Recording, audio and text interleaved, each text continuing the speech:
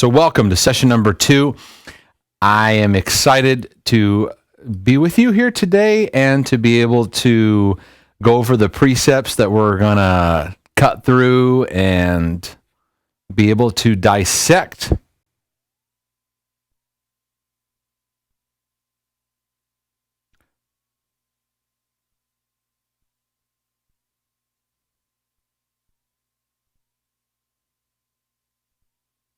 just checking all our settings to make sure we're good.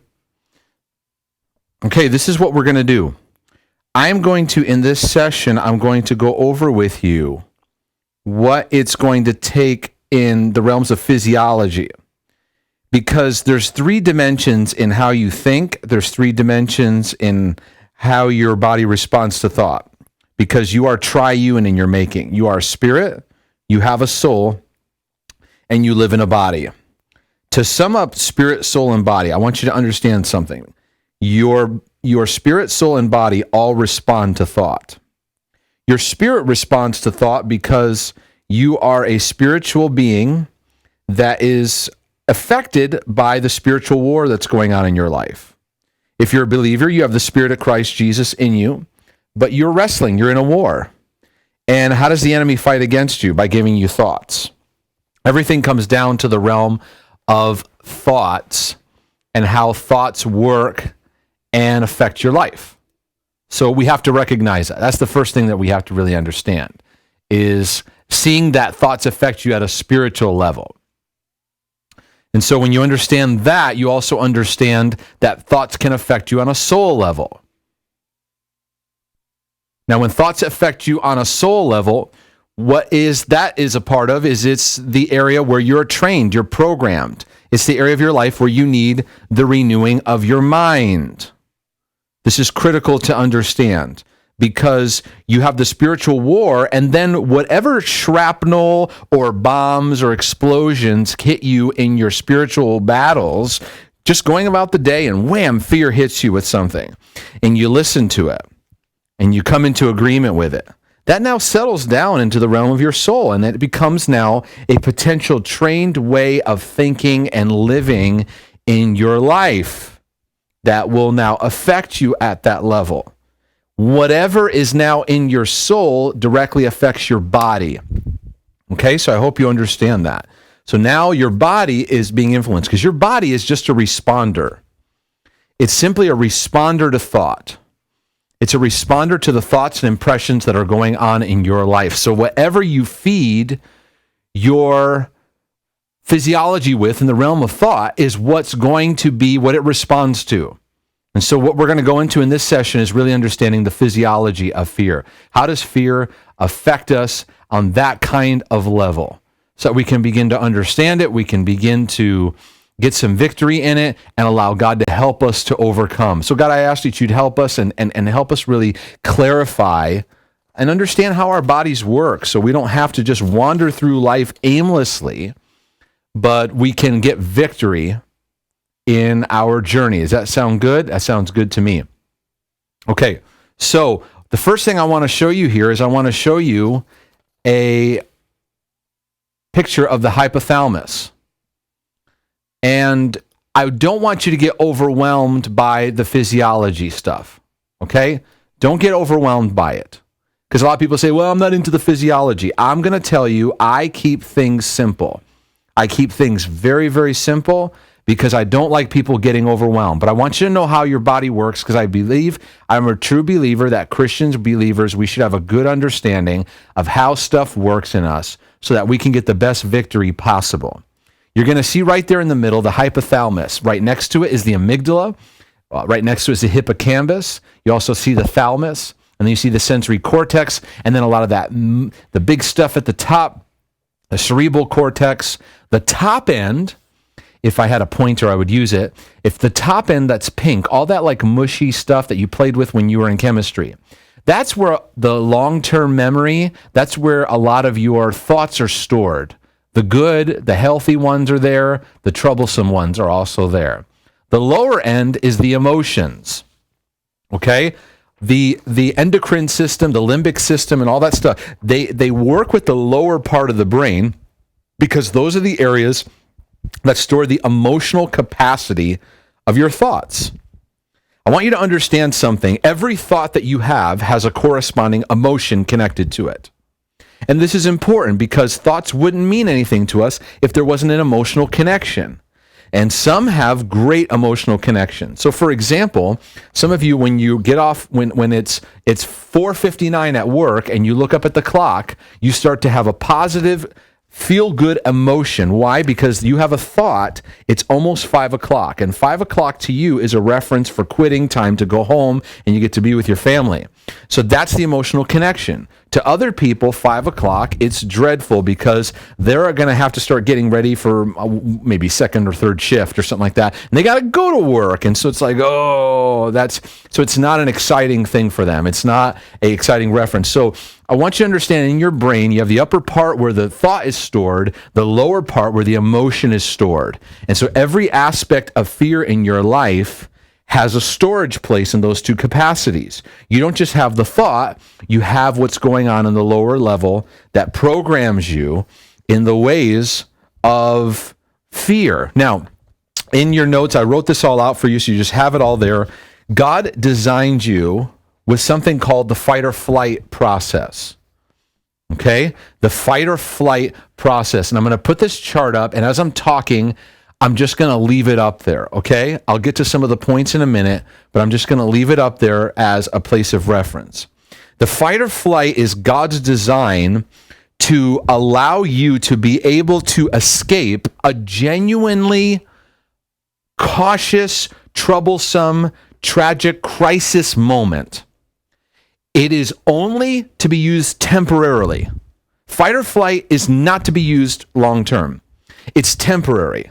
So, for example, if you're driving in your car and all of a sudden you slide on ice and you almost hit an embankment, fight or flight kicks in. And what happens is all these processes go into place to kick a focused energy. Your energy rises, your pupils dilate, all adrenaline rushes. You have a focus now to deal with a situation at hand, and then you calm back down. This fight or flight is very useful for a crisis.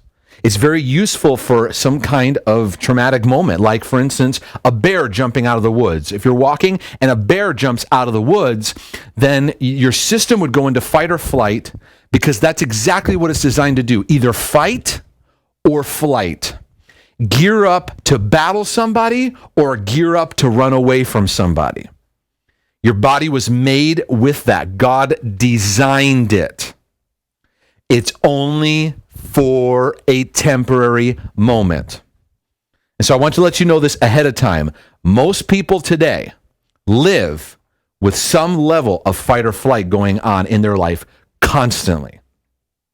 It's killing our sanity, it's killing our health, and it's why at the end of the day, we can't sit down and just be quiet in our thoughts. We have to have something buzzing. We have to have something to keep us busy because we don't know how to deal with ourselves. We can't be at peace because fight or flight has been compromised, and now we're in a chronic state of that working and operating. We don't have a bear jumping out at us in the woods. What we have now is we have abusive relationships. We have abusive upbringings. We don't feel safe in our own homes. We don't feel safe in life. We feel pressure financially. We feel pressure in our relationships. We have stress coming upon us. We're busy all day long. Our days are packed. We don't recover from events. We don't take time to rest. We don't know how to take Sabbaths in our life. We don't know how to take sabbaticals. We are struggling and feeling loved. We feel like God's far away. We feel like with other people, we're struggling just to feel connected in relationship. So therefore, this fight or flight creates basically a stress-filled life, and it now compromises your body's ability to stay healthy. Okay? So in a quick overview, this is just a quick overview, okay? So look at these notes. Don't be overwhelmed by it. You have two main systems that the hypothalamus, remember I told you about the hypothalamus? The hypothalamus is like your thermostat. It reads the temperature of what you are feeling it's I shouldn't say a thermostat, it's actually really a thermometer. It's reading what's going on inside of you.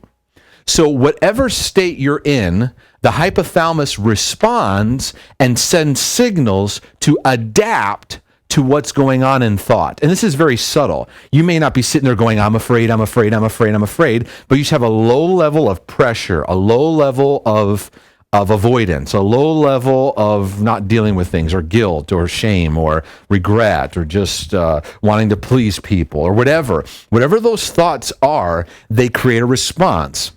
Now, the hypothalamus is very good at knowing whether you're lying or not. So you cannot lie to the hypothalamus. It knows how you truly feel, and it knows your state. So it sends signals to the body to tell it to operate in a certain way. So for example, some of you, when you go to bed at night, you're not truly at peace. So the hypothalamus sends signals to the body, this person's not at peace, so remain geared up until this person comes to peace. Then we as the body will respond, settle down, and allow to go to sleep. But it doesn't. Therefore, we have severe insomnia that kicks in because we're not able to fall asleep and remain asleep. Okay, so the hypothalamus, under the fight or flight response, what it does is it hits two main body systems. The first is the autonomic nervous system, the ANS. You can look this up for yourself. You can do your own research. I'm just going to give you basic, and then we'll move on because I want to help you and empower you. The autonomic nervous system has two aspects to it, the sympathetic and the parasympathetic. And it simply goes like this. Sympathetic starts it up. It's actually named appropriately. It sympathizes with you.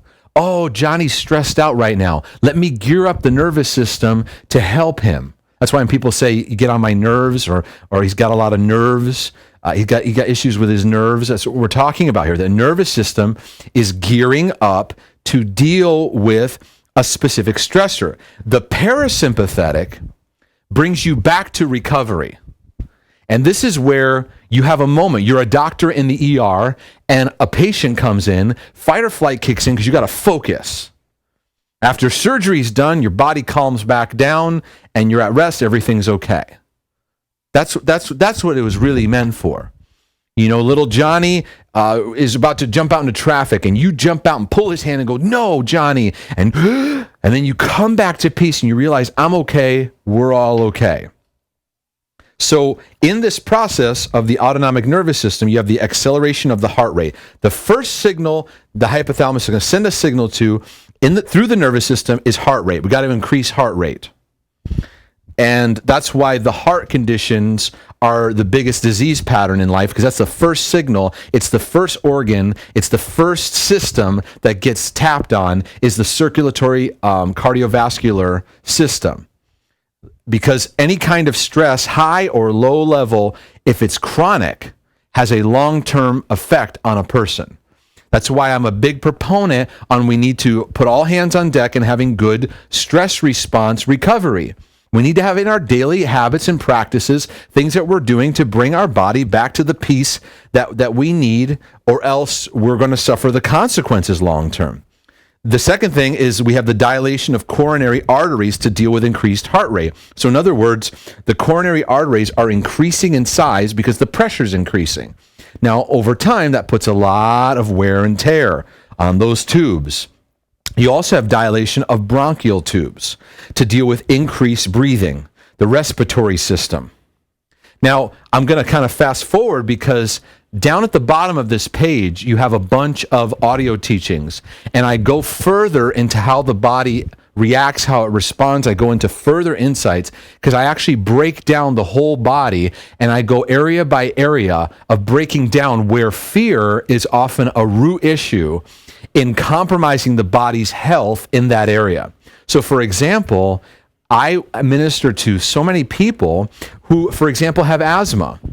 And you travel back in their life and journey, not everybody, but many of them.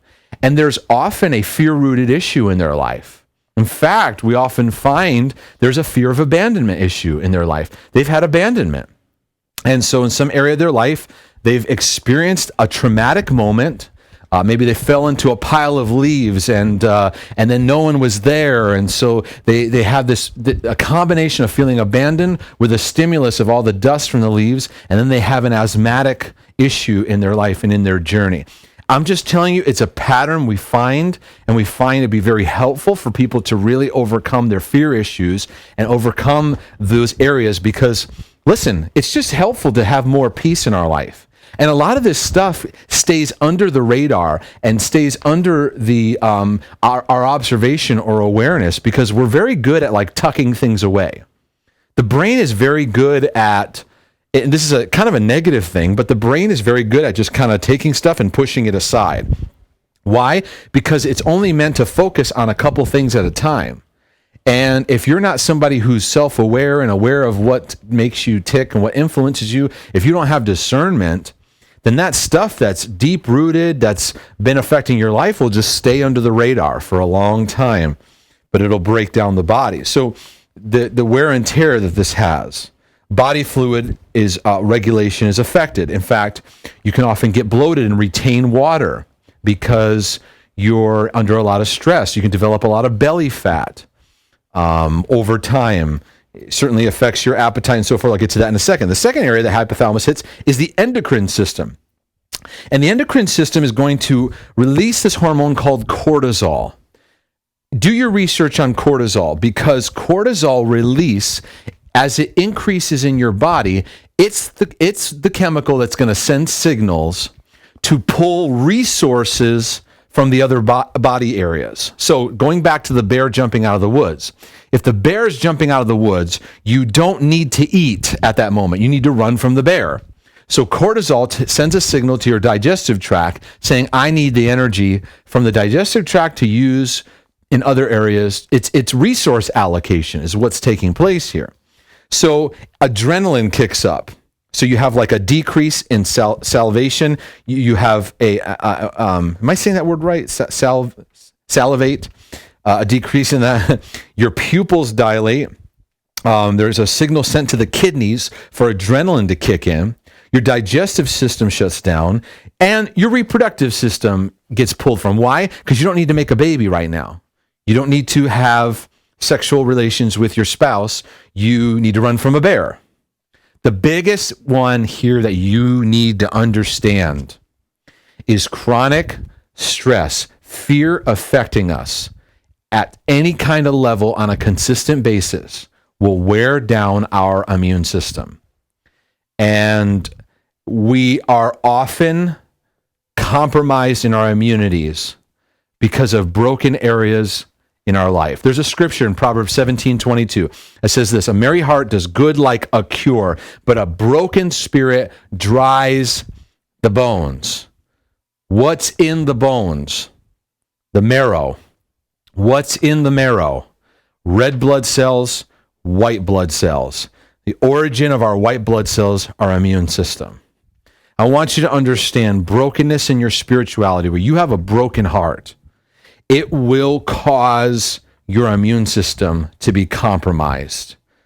Your capacity to live in maximum health is sabotaged.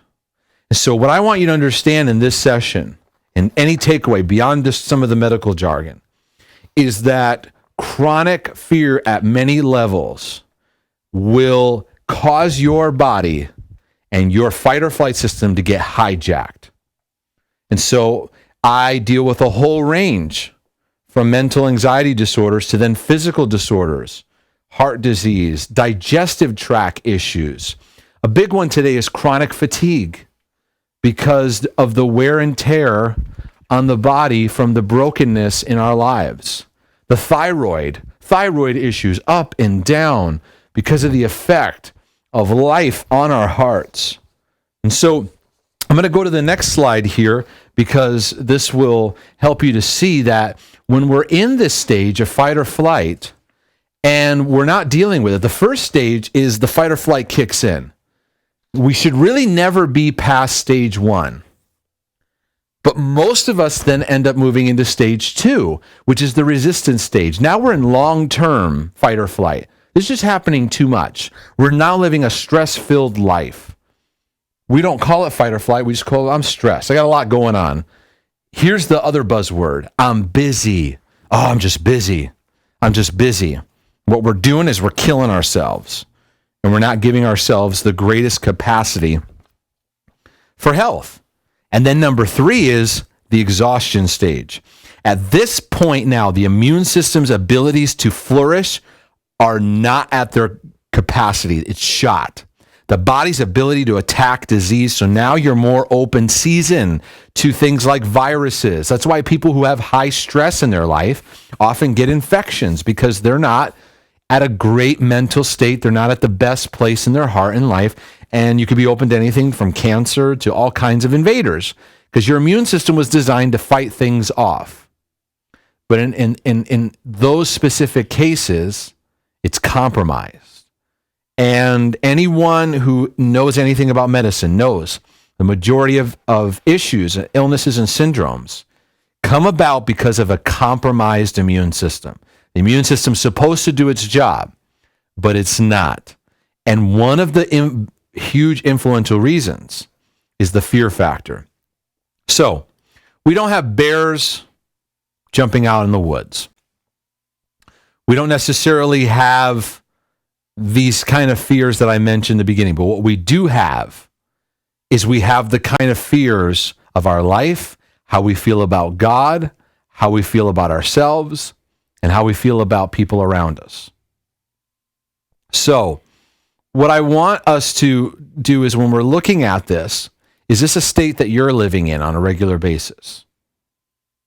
Is this something that's affecting your life? Is this something that's affecting you in some area, in some degree? I want you to take a minute and I want you to think about this.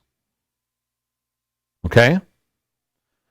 So, because what I want to do is I want to move into the next section, and I want to tell you about the nature of fear so you can start identifying it. I'm going to take a quick transition right now, and I want to move right into this. Is that fear in its nature is a terrorist. And the basis of this, because this is what it wants to do, fear wants to steal, kill, and destroy. And what does it want to steal, kill, and destroy? Your body, your mind, your heart, your vitality, your ability to be vibrant. To live vibrantly in your life. It wants to steal it. And so the only way to walk in that true freedom is to begin to recognize, I don't need this terrorist in my life. I am not going to allow this terrorist to be in my life anymore and any longer. 1 John 4:18 tells us and gives us the nature of fear. And what it does. It simply says this: fear has torment. That's what you need to know. Fear has torment. That's its nature. That's what it does. And that word torment actually speaks of a punishment. A punishment aspect. Why is it tormenting? Because we feel punished. The enemy is punishing with you with something painful. The enemy is hitting you with thoughts and impressions and stuff that's just not allowing you to come to peace. Maybe it's a view of God where you have a punishment view in your relationship with God.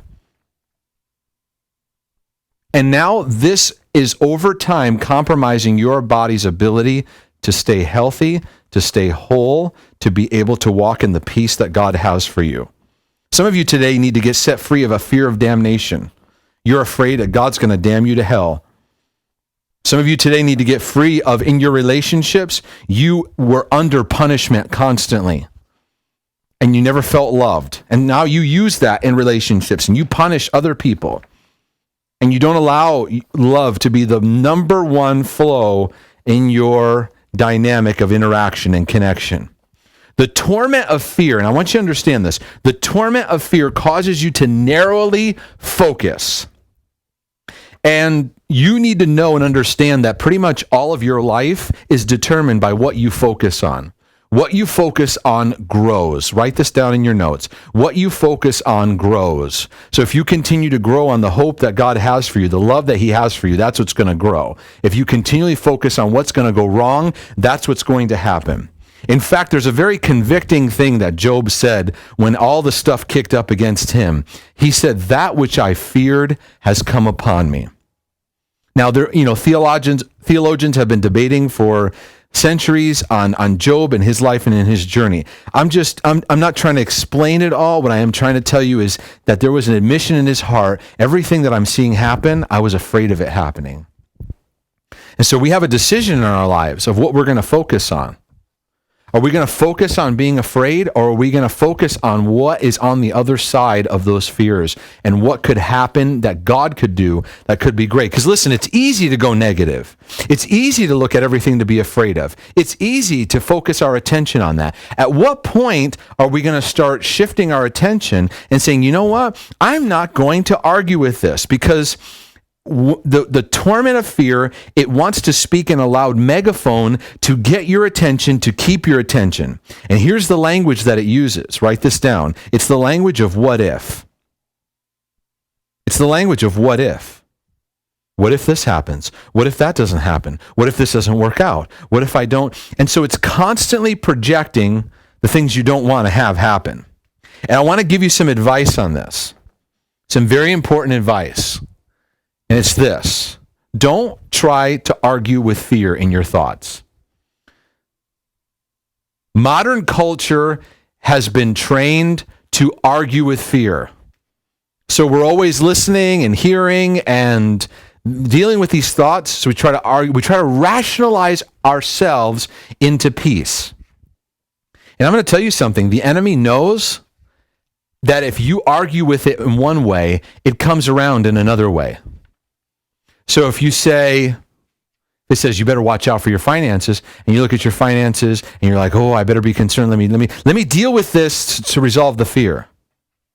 Instead of going, no, I will not be afraid because God's providing for me and I'm not going to sweat it. Instead, you feed it, you look at your finances, you're like, okay, all right, now I feel better because I looked and I did all this. And then it hits you in another area. Well, what about tomorrow at your job, at the meeting? And the next thing you know, all you're doing is chasing fires. Or to use another analogy, you're trying to catch flies with chopsticks, and you're just going from one thing to the other, and you're never dealing with the root of the problem because you have a terrorist. And that's why I love the United States of America's position on terrorism, and that is, well, at least it should be, is that we will not negotiate with terrorists. Why? Because the more you negotiate with it, the more you feed it. The more you feed those thoughts, the more that they will grow. So what you have to do is you have to learn to start shifting your focus. You have to, the moment you wake up, you have to determine what your focus is going to be for the day. Don't sit here and try to argue with it. That's why I love a quote by John Eldredge, because he says this: fear is not something to be reasoned with, but something to be renounced. I'm going to say this again. Fear is not something to be reasoned with. It is something to be renounced. What does renounce mean? It means a verbal breaking of agreement.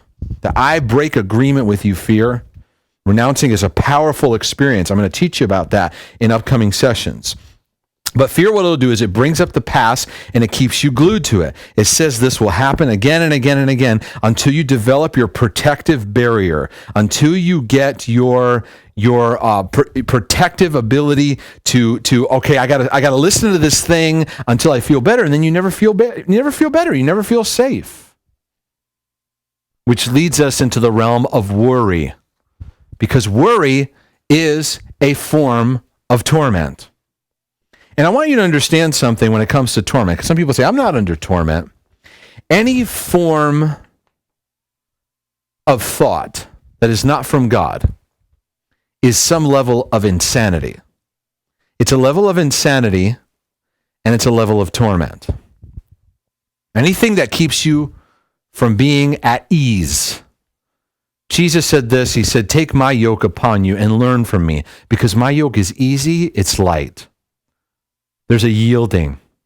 But you got to let go of the worry wagon in order to land into the place that I have for you. And so some of the best advice that Jesus gave about a lifestyle that's fear-free is actually found in Matthew chapter 6, where Jesus says, therefore I say to you, don't worry about your life. You say, God, I got bills to pay. I got stuff going on. I got stressors. I got agita about this and that. Jesus says, don't even worry about it. You know, one of the things that we do when we get to heaven is we're going to look back and go, why did I spend so much time and energy worrying? And what is the basis of what people worry about in modern culture today? I got to pay the bills, money. How do I look? How do things look? How can I keep my money in my bank account? What do people think of me? And Jesus addresses it. Why do you even think about what you're going to eat or what you're going to drink? Why are you worrying about your body? Why are you worrying about your clothes? Isn't life more than just food and the body, more than clothing? It's a great question to ask. Isn't life more than just how you're going to pay your bills? Some people say, well, I got to pay my bills. And that's what drives them every day. And that's low-level living. It's the lowest common denominator. Why not live at the highest level, which is worry-free? And he says, next time you're in this worry wagon, go outside and start looking at the birds. Go look at them. They're fed. They make it. And Jesus goes, you're more valuable than they. Which one of you, by worrying, adds 1 cubit to his stature? See, the torment of fear says you have to pay attention to this. You have to worry, or else you're in big trouble. And you notice that worrying never adds anything? And some of you still don't believe it because you feed it so much in your life. So he says, why do you worry about clothing? Consider the lilies of the field. They grow. They neither toil nor spin. You know, here's the Mark's version. Look at the lilies. They don't do anything, and they're taken care of. And even Solomon in all his glory was not arrayed like these. So if God so clothes the grass of the field, which is today, tomorrow, thrown in the oven, how much more will he clothe you of little faith? Therefore, don't worry saying, what are we going to eat? How are we going to put food on the table? What are we going to do? What are we going to do? I got to have clothes for the kids. I got to pay for school. I got to do these things. He says, for after all these things, the Gentiles seek. Who are the Gentiles? They were the non-believing people. Your heavenly Father knows you need all these things. I want you to know when you pray, I want you to know when you go about your day, start off your relationship with God by acknowledging that God knows all your needs. So he's not shocked. Don't go to him, go, God, I've got all these things going on. He knows. Stop talking to him like he doesn't know, because then you're wasting all this time and energy talking to God from a place of worry instead of talking to God from a place of faith that says, you are a God that's bigger than all these things that I'm going through. Because see, oftentimes the fears that we struggle with, they point an arrow down the trail of discipleship that God wants to deal with in our life. The specific worries and fears that we have point to where God is growing us in learning what it means to walk at a greater level of faith, a greater level of trust, a greater level of relying on his love for you. See, some of you, the reason you fear and worry so much is you do not have a revelation of the love of God as your Father. We're going to talk about the Father's love. We're going to help you to begin to understand the power of the Father's love to cast out fear in your life. So first, we want to establish our focus. What's your focus? Remember, I talked about focus. The established focus is seeking first the kingdom of God. In other words, getting a God view on life, his priorities. Seek first, proton, the Greek for first in thought. My focus is going to be first, God, on your kingdom, how you look at life. So if I'm doing that, how is fear going to come in if I establish God's view first?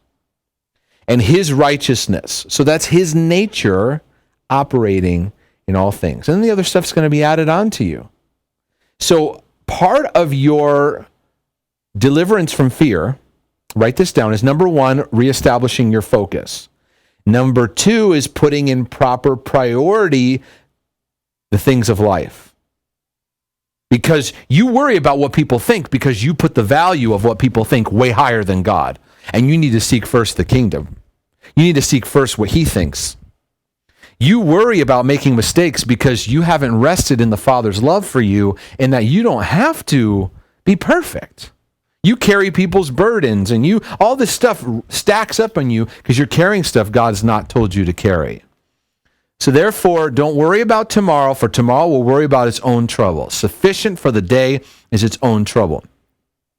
In my household, my son Max, who many of you know my story and know about Max. Max is on the autism spectrum, and that's a whole journey that if you listen to our podcast and some of our teachings, you'll hear our story and how God is working on our hearts in his life. And so he requires intense teaching and understanding of things and concepts. But one of the things that he goes through is a typical thing that a lot of kids go through, because my daughter goes through the same thing, my daughter Abigail. Every day Max says to me, he says, "Dad, what are we doing tomorrow?" My daughter even asked that, "Dad, what are we doing tomorrow?" And it was so cool because when I work with Max, it takes him a long time to get certain concepts. Just to help you to understand our journey as parents, just getting Max to shake my hand and me saying, "How are you doing?" and him saying, "I'm doing fine." It took me 5 years to get him to just be able to do that. And now he's able to do that. We're able to say, "How are you doing?" "Fine." We're able to have some sentence interactions together. But one of the things he says to me, he says, "What are we doing tomorrow?" And so over and over again, for about a year, I would respond back to him. I say, "Max, don't worry about tomorrow. Think about today." Because what I'm establishing in him stop projecting into the next thing and be present in the moment. The thing that worry steals from you is the ability to be thankful and engage what's right in front of you. One of the remedies for overcoming worry is to exercise gratitude like your strongest muscle. The more that you exercise gratitude, the more you're going to be able to flex. You can't be grateful and worry at the same time. Because if you're grateful, you're just so appreciative. So fear doesn't have as much room to operate. And so I'm teaching my son, appreciate what's in front of you. So I think it was 2 days ago, I get up early and he gets up early. He's at that stage in his life where he gets up at the crack of dawn. And so one of the things we do, it's just one of our little traditions, is we get up and he does a devotional reading. And I sit at the table with him and I do my reading, or maybe I'm listening to something, or I'm writing, or just some kind of morning routine that I'm going through. And he does his. And he looked up at me and he said, "Dad, what are we doing tomorrow?" And I didn't respond. And he stopped and he went, "Oh, right. Think about today." And I high-fived him and I said, "Yes, Max, you got it." My son, Max, is getting something that all of us need to get inside of us. Stop thinking and focusing on all the stuff that could go wrong tomorrow. Be in today, because today has its own stuff you got to deal with. So the scriptures give us a solution for all the stuff that bugs you. And I want to leave you with this. You need to learn the power of releasing. You need to learn the power of casting your cares. That word casting, it's like a fly fisherman that's throwing its line out. And what do? They continually throw it out and they bring it back in and they throw it out again. It's a movement, it's a motion. And the more effective they are, the more they're in that rhythm. I want to encourage you to put in your arsenal Thanksgiving. And I also want you to put in your arsenal, write this down, is releasing your cares every day. Every day you got to release problems to God and stop taking them back. And I find that casting my cares upon God is a continual process. I have to throw it up and then I always take it back. How do I take it back? I start owning it. I start mulling over it. Parents, you have to release your children from the moment they're born, or else when they're 20, you're going to struggle so deeply in casting the cares of what they're doing. You have to cast the cares of people in your church. You have to cast the cares of your business. You have to cast the cares of your finances. You can't, worrying about your finances does nothing. The only thing that helps us in our finances is to take our peace in God and then move into action by His direction of what we can do and learn and grow. And we're not going to be able to do this by panicking. So, gratitude and casting our cares. Now, there's some physical habits that are very, very helpful. Because we talked about physiology. I want to put these things up on the wall here just to help you look at it. There's a couple things that I find are very, very helpful. And I just want to remind you, some are so basic. One is prayer. And prayer, I find, when it comes to dealing with fear, is thanksgiving, of just thanking God. God, I thank you that you're here. Even if I can't feel you right now, I thank you that I know you're here. Stillness. I want you to start practicing in your day, every day, a moment to be still. One of the reasons that anxiety or fear creeps up on you is you don't create patterns of stillness to be at peace. If you notice, Jesus did it constantly. He got away from the crowds to be still. Be still and just know He's God. You need to train your brain to be okay with times of boredom. You need to train your brain to be okay with times of stillness. No agenda. I'm not talking about watching TV. I'm talking about just stillness, taking in the air, which leads me to the third one, breathing. It's a really simple thing that you can do whenever we get anxious or whenever we get worried. What happens? Your respiratory system gets hit. You start breathing faster and your heart rate starts going up. So what do? Stop yourself and just take deep breaths in through your nose, out through your mouth. What are you doing? You're stopping yourself, you're stopping your physiology, and you're going, because you don't realize you're going throughout your day and that fight or flight's kicking in and your breathing rate is increasing. And so we can utilize our breath to signal our body, I can be at peace. Sleep. Sleep is really important because if you're not sleeping, that's going to increase your susceptibility to anxiousness. Nutrition. If you're having a lot of stimulants, if you're having a lot of coffee, if you're having a lot of foods that create certain physiological reactions, you are adding to the manifestation of stress and even some anxiety symptoms. So you need to be aware of that. I believe in get your blood work. Recognize where your levels might be off, get your, and allow God to begin to work with you, and take care of your temple, take care of your body. Forgiveness is a big part of it. Every day, learning to forgive, because if you don't, you're going to open yourself up to the tormentor. I did a whole training series called Bitter Free. Keep an eye out for it because I have a window where I'll release that teaching and training series. You can go through about how to just really forgive and be toxic free, be bitter free in your life. But also having margin. What is margin? Margin is space every day. I'm not just packing my day from end to end. There's space in the beginning, there's space in the end, and there's space in between. Those are just some things I want to begin to feed you. Every session I'm going to give you just a ton of information, a ton of insights. You take what's helpful, you assess it, you allow God to begin to help you in your journey. Which one is He bringing to your mind and to your attention? What's the one habit you can begin starting today? Do you need to start taking better care of yourself nutritionally? I do a lot of personal coaching with people, even in nutritional coaching, because it's needed. It's needed. It's one of the things we let go of in our life. Is it stillness? I'm going to practice 5 minutes of stillness a day. Is it, I'm going to practice 1 minute of breathing, just taking deep breaths, breathing out, just calming my heart and practicing the peace of God in my life. It's a great session, guys. I hope that you've been impacted. Send me your questions, and I look forward to seeing you in our next session coming up.